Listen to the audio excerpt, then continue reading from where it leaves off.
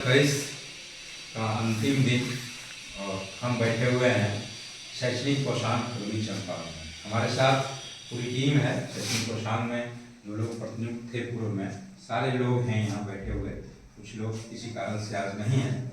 मैं बताऊं कि मेरा नाम संजय कुमार है। मैं जिला शिक्षा पदाधिकारी पूर्वी चंपारण के पद पर विगत 2.5 साल से कार्यरत हूँ। 22 अक्टूबर 2021 को मैंने नवाचार के तौर पर शैक्षणिक कोषांग का गठन किया था, जिसमें 12 और 3 15 व्यक्ति जो खास करके शिक्षक थे उनकी प्रतिनियुक्ति कर एक छोटे से कमरे में कुछ संसाधनों के साथ शिक्षण सामग्री तैयार करने का एक विचार मेरे मन में आया और उसकी शुरुआत मैंने किया। शुरुआती दौर में मैंने फीडबैक लिया विद्यालयों से, शिक्षकों से, जनप्रतिनिधियों से और बच्चों से। तो पता चला कि समय पर सभी विद्यालय समय पर नहीं खुल पाते हैं। इन द सेंस कि बच्चे समय पर नहीं आते हैं, इसलिए शिक्षक भी थोड़ी देर से आते हैं और कोई मॉर्निंग असेंबली नहीं होती है। बच्चे पोशाक में नहीं होते हैं और समयबद्ध तरीके से शिक्षण कार्य नहीं होता है।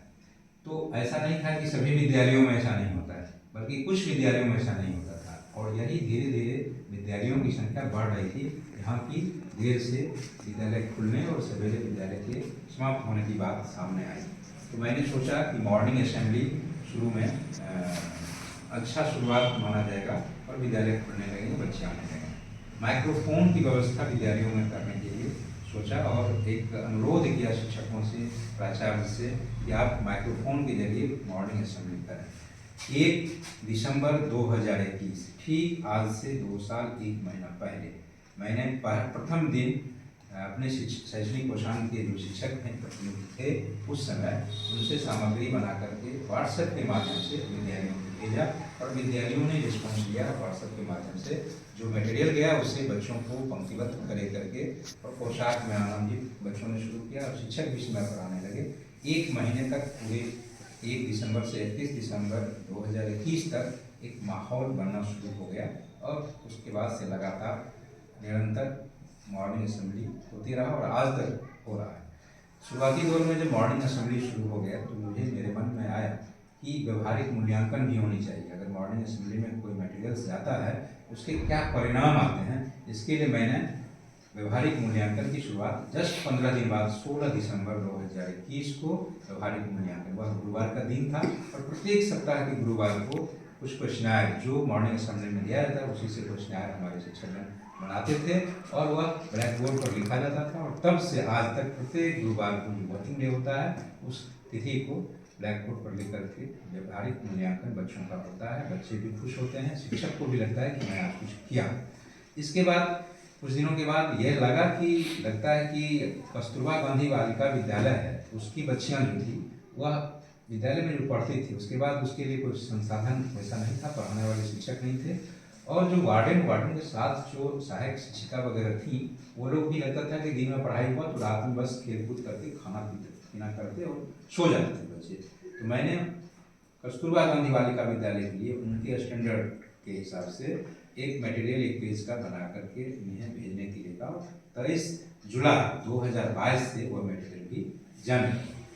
इसके बाद मैं बताऊं कि माध्यमिक विद्यालयों में फिर मॉर्निंग असेंबली नहीं होती थी, समय पर शिक्षक नहीं आते थे, समय पर बच्चे नहीं आते थे, तो मॉर्निंग असेंबली को सेपरेट कर दिया इसलिए कि बड़े बच्चे जो होते हैं, छोटे बच्चे जैसे छोटे छोटे चीज़ों को नहीं ध्यान में रखना चाहते हैं या फिर नहीं पढ़ना चाहते हैं, उनके स्टैंडर्ड के हिसाब से उनका मटेरियल अलग बना और यह 23 सितंबर 2022 से फिर उनको मटेरियल मिलने लगा और वो भी हाई स्कूल में भी ये प्रचलन में आ गया। इसके बाद मुझे यह लगा कि जो मध्याह्न भोजन होता था उसके बाद बच्चे टिकते नहीं थे, रुकते नहीं थे, चले जाते। तो शिक्षकों को कहते थे कि कोई उनके पास यह कोई ये नहीं था, कोई मटेरियल नहीं था, इस मटेरियल को कॉमन करें और बच्चों को रोक पाए। तो जो उपचारात्मक शिक्षण स्टार्ट करना था वह 16 अगस्त 2022 से उपचारात्मक शिक्षण के लिए भी मटेरियल जाने लगा। यह अलग बात है कि बच्चे की लेवल अलग अलग होती है, लेकिन हमारे साथ मजबूरी है कि हम तो नहीं जानते कौन से बच्चे किस लेवल के हैं, ये शिक्षकों को मालूम होता है।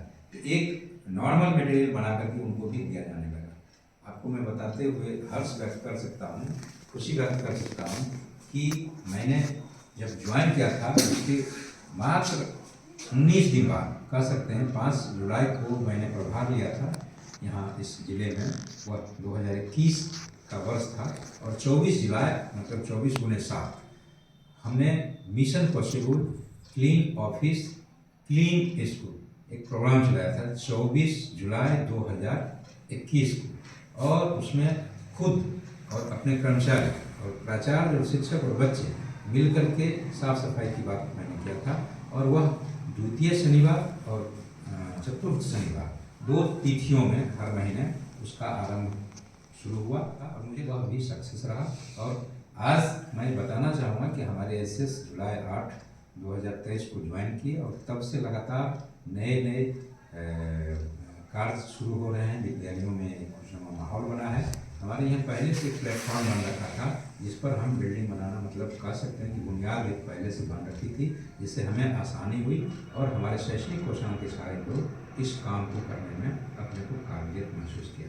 हालांकि एसएस सर के आने से पहले ही 25 मई 2023 को ही हम अपने शैक्षणिक कोषांग के सभी प्रतिनिधि शिक्षकों को अपने विद्यालय भेज दिया कि आप अपने विद्यालय को संभालिए और अपने से अन्य विद्यालयों को भी प्रेरित कीजिए। और ये लोग वहाँ गए और मैं इन सभी की तारीफ इस रूप में करना चाहता हूँ कि हमारे शैक्षणिक कोषांग के सभी एक्टिव मेंबर विद्यालय जाने के बाद भी शिक्षण सामग्री जो बनाते थे वो लगातार बना रहे हैं। और इसकी वजह है कि नॉन स्टॉप कोई एक दिन रुका नहीं, कोई एक दिन झुका नहीं और अपने मुकाम को हासिल करने के लिए, अपने मंजिल को हासिल करने के लिए शैक्षणिक क्रांति को जो आगाज किया था 1 दिसंबर 2021 को, उसको आज 31 दिसंबर 2023 तक अंजाम तक पहुंचाया है।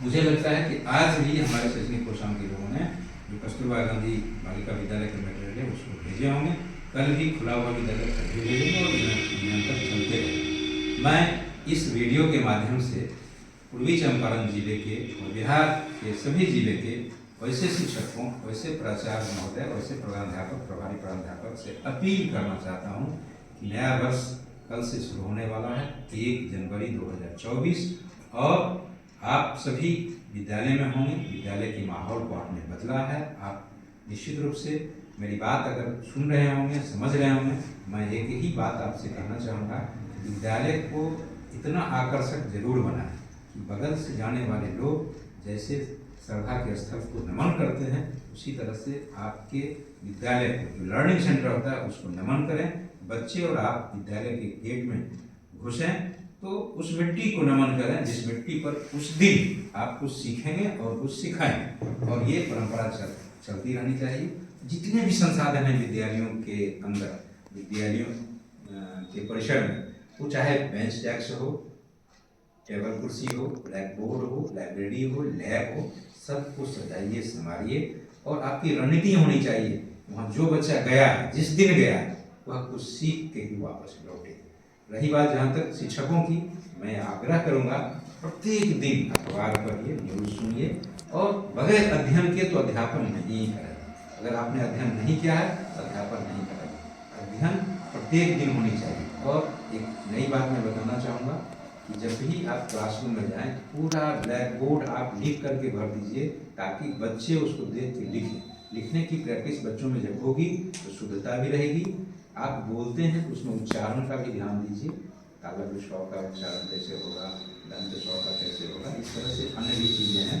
छोटी छोटी गलतियाँ ना हो इसका ध्यान रखिए। और बच्चे पोशाक में आए, उनके साथ थोड़ा सा उत्साहवर्धन करने के लिए आप अगर आगे आते हैं, उनके नाम से उनको पुकारते हैं। प्राचार्य को चाहिए वे शिक्षक से जब बात करें तो उनके नाम से, उनके टाइटल से नहीं। अमूमन होता है कि कोई आदमी सिंह जी, मिश्रा जी करके पुकारते हैं, लेकिन मुझे लगता है कि ऐसा ना करना चाहिए। उनका जो ओरिजिनल नाम है उस नाम से पुकारिए। बच्चों को भी उस नाम से पुकारिए और थोड़ा सा डांट के नहीं पुकारिए, उससे पीठ पर हाथ रखिए, कहिए तूने अच्छा नहीं भी लिखा होगा तो दोबारा उत्साहवर्धन दीजिएगा, तो हो सकता है वो अच्छा लिखने लग जाएगा, अच्छा पढ़ने लग जाएगा। और मिशन दक्ष जो आजकल शाम की कक्षाएं होती है, यह उन बच्चों के लिए है जो बच्चे सही में पुअर हैं, पढ़ने में पीछे बैठते हैं, उनके माँ बाप उन पर ध्यान नहीं देते हैं, उनका ध्यान हम लोग रखेंगे। मैं आप लोगों का शुक्रगुजार हूँ, आभार व्यक्त करता हूँ, खास करके शैक्षणिक कोषांग के जो हमारे शिक्षकगण हैं उनका, और वैसे शिक्षकों का जो मेरी बातों को मानते हुए, मेरी अपील को, संदेश को पढ़ते हुए कुछ अच्छा कर रहे हैं, विद्यालय को कुछ दे रहे हैं, समाज को कुछ दे रहे हैं और कहीं न कहीं मेरी भावना का ख्याल रख रहे हैं और अपनी भावना से भी मुझे अवगत करा रहे हैं। ना सिर्फ मुझसे प्रेरित हो रहे हैं बल्कि आप मुझे भी प्रेरित करने के लिए जो यत्न कर रहे हैं, जो प्रयास कर रहे हैं, वो काबिल तारीफ है। मैं पुनः आप लोगों से अपील करता हूँ कि नए साल में कोई ऐसा दिन नहीं हो जिस दिन आप अध्ययन ना करें, जिस दिन आप अध्यापन ना करें, जिस दिन आप लिखें नहीं, जिस दिन आप पढ़ें नहीं, जिस दिन आप समाचार नहीं पढ़ें, जिस दिन आप रेडियो ना सुने। मनोरंजन के भी तरीके हैं, आप रेडियो से मनोरंजन कर सकते हैं। अभी भी ओल्ड इज गोल्ड कहा जाता है। रेडियो, घड़ी और साइकिल, ये 3 चीज़ें है आपके लाइफ में बहुत परिवर्तन ला सकता है।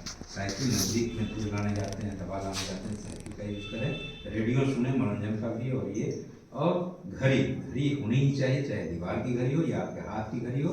घड़ी से आप समय से निरंतर चलेंगे, आलस नहीं होगा और घड़ी आपको कहीं कहीं आपको लाइफ में एक निरंतर चलने की आदत भी बनाएगा। देखते होंगे कभी घड़ी रुकती नहीं है, बैटरी डाउन होता है तभी रुकती है, बाकी घड़ियाँ चलती रहती है। सूर्य के समान आप शिक्षक बने रहें, यही कामना है। बहुत बहुत धन्यवाद।